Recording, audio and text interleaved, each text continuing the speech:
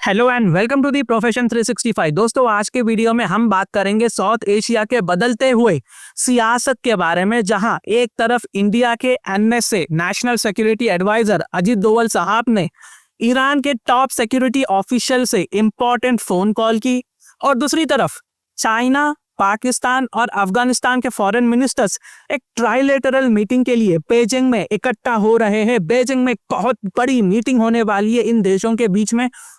क्या ये दोनों डेवलपमेंट्स एक दूसरे से कनेक्टेड है? आइए डिटेल में हम इसको समझते हैं।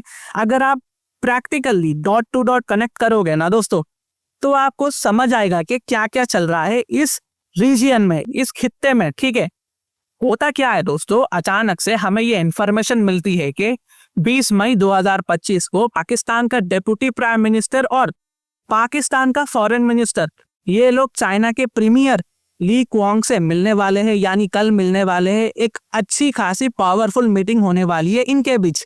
ठीक है, और जैसा ही इस मीटिंग के बाद, ठीक है, इस मीटिंग के बाद फिर एक और एक मीटिंग होने वाली है।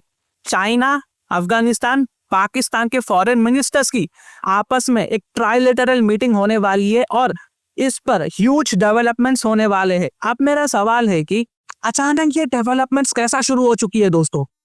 ठीक है, अचानक ये डेवलपमेंट्स कैसा शुरू हो रही है? आप डॉट टू डॉट कनेक्ट करिए, क्योंकि दोस्तों रिसेंटली इंडिया के फॉरेन मिनिस्टर जयशंकर साहब पहली बार डायरेक्टली अफगानिस्तान के फॉरेन मिनिस्टर मौलवी आमिर खान मुत्तकी से फोन पर बात किया है। दोस्तों याद रखिए, ये तालिबानी गवर्नमेंट को रिप्रेजेंट करते हैं और तालिबान के ही फॉरेन मिनिस्टर है। तो इंडिया ने directly head to head level पर एक दूसरे के साथ ऑफिशियली बात किया है। ये इंडिया ने तब किया है दोस्तों जब हमने ऑपरेशन सिंदूर को लॉन्च किया है, और अभी के लिए ये ऑपरेशन चल रहा है। और अफगानिस्तान के फॉरेन मिनिस्टर मौलवी आमिर खान मुत्तकी ने पहलगाम इंसिडेंट को कंडेम भी किया है दोस्तों, और यहाँ पर इस्लामिक एमिरेट्स ऑफ अफगानिस्तान का फुल सपोर्ट शो किया है भारत को। इस फोटो में दोस्तों यहाँ पर एक चीज को ऑब्जर्व करना, ठीक है, जयशंकर साहब आगे लिखते हैं, welcome his firm rejection of reason attempts to create distrust between India and Afghanistan, true false and baseless report.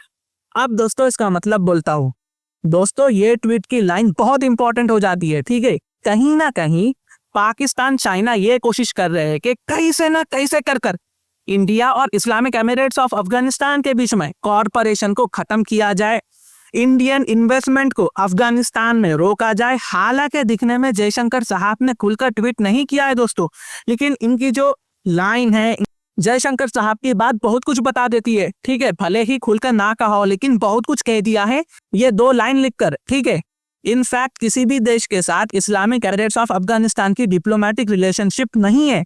ठीक है, ऑफिशियली किसी ने भी तालिबान गवर्नमेंट को रिकॉग्नाइज नहीं किया है, लेकिन इनफॉर्मली चाइना, इंडिया, रशिया और बहुत सारे देश तालिबान गवर्नमेंट से एंगेज कर रहे हैं, बातचीत कर रहे हैं। बैकडोर पर बहुत सारे बातचीत हो रही है, एग्रीमेंट्स हो रहे हैं।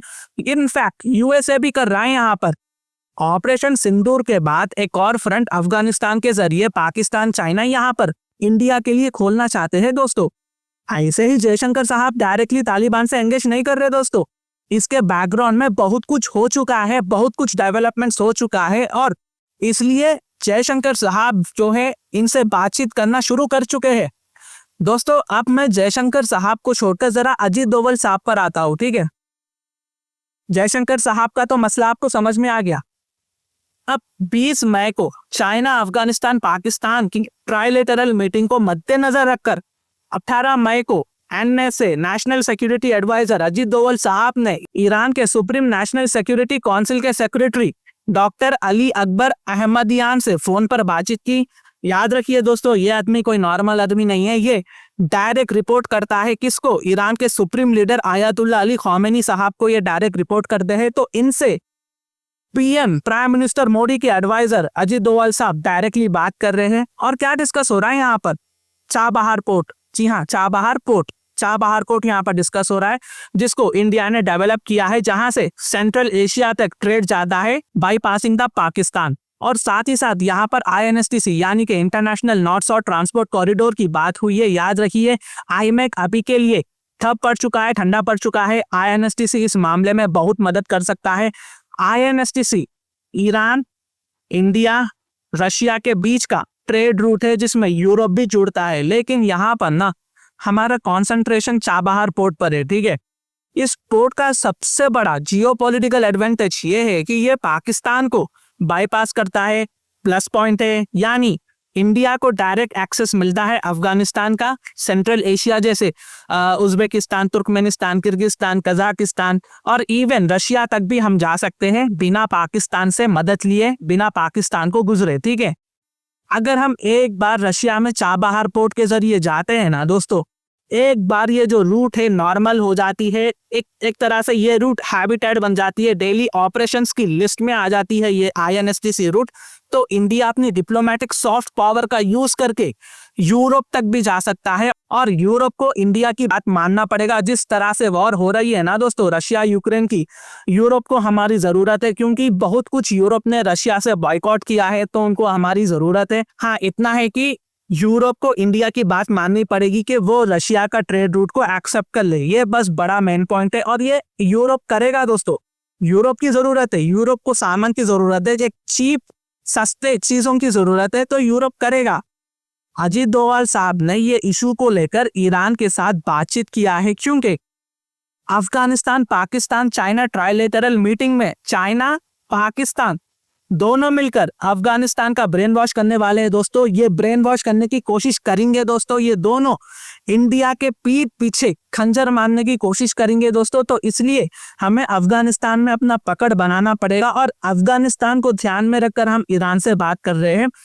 यहाँ अफगानिस्तान में सीपेक को चाइना एक्सपैंड कर सकता है दोस्तों, और पाकिस्तान यहाँ पर एक तरह से मीडिएटर भी बन सकता है दोस्तों, ठीक है। चाइना और तालिबान बहुत सारी चीजों में एंगेज है। चाइना अपनी गंदी नजर अफगानिस्तान के ट्रिलियंस ऑफ डॉलर्स मिनरल्स पर रख चुका है और इस पर काम भी शुरू हो चुका है। बेसिकली अब क्या हो रहा है कि चाइना यहाँ पर अफगानिस्तान को इसलिए एक्टिव करना चाह रहा है क्योंकि ट्रम्प के जो टैरिफ है ना, जो सैंक्शन से चाइना को बहुत ज्यादा सता चुके हैं, चाइना का प्रोडक्शन प्रॉपर नहीं हो रहा है, तो इसलिए वो अब अफगानिस्तान की ओर देख रहा है ताकि मिनरल्स को एक्सट्रैक्ट करके ला सके। तो अफगानिस्तान को चाइना की जरूरत है, चाइना को अफगानिस्तान की जरूरत है। यहाँ पर चाइना पाकिस्तान की मदद लेकर अफगानिस्तान को ग्वादर पोर्ट से भी कनेक्ट कर सकता है और एक तरह से ग्वादर पोर्ट को सक्सेस भी बना सकता है। तो यहाँ पर सीपेक के साथ साथ चाइना का बेल्ट एंड रोड इनिशिएटिव भी आता है दोस्तों, ठीक है। ग्वादर पोर्ट, सीपेक और इसके साथ साथ BRI प्रोजेक्ट भी आता है चाइना का, और चाइना अफगानिस्तान में एक्सपैंड कर सकता है BRI प्रोजेक्ट बनाकर।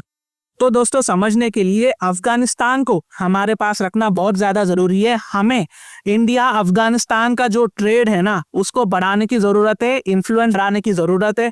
तो इसकी शुरुआत अजीत डोभाल साहब ने कर दी है ईरान की चाबहार पोर्ट से।